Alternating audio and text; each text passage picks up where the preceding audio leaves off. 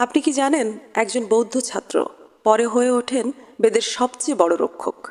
খ্রিস্টীয় সপ্তম শতক, বৌদ্ধ দর্শনের প্রবল জোয়ারের মুখে তখন বৈদিক ঐতিহ্য। ঠিক সেই সময় আবির্ভূত হলেন এক অপ্রতিম পণ্ডিত কুমারিল ভট্ট। বৌদ্ধ দর্শনকে ভেতর থেকে বুঝতে তিনি ছাত্রবেশে যোগ দিলেন নালন্দা বিশ্ববিদ্যালয়ে।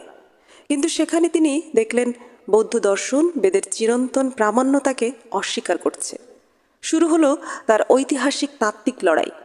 তিনি বৌদ্ধদের ক্ষণিকবাদ আক্রমণ করে বললেন, যদি সব কিছুই প্রতি মুহূর্তে ধ্বংস হয়, তবে মানুষের স্মৃতি আর ভাষা টিকে থাকে কিভাবে?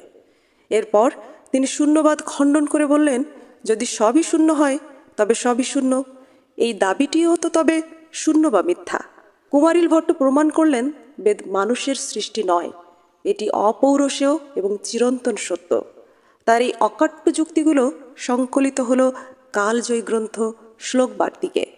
যুক্তি আর প্রজ্ঞার মাধ্যমে তিনি বৌদ্ধ দর্শন খণ্ডন করে বেদের শ্রেষ্ঠত্ব পুনঃপ্রতিষ্ঠা করেন। প্রাচীন সনাতন সংস্কৃতির পুনর্জাগরণের তার অবদান আজও অনস্বীকার্য।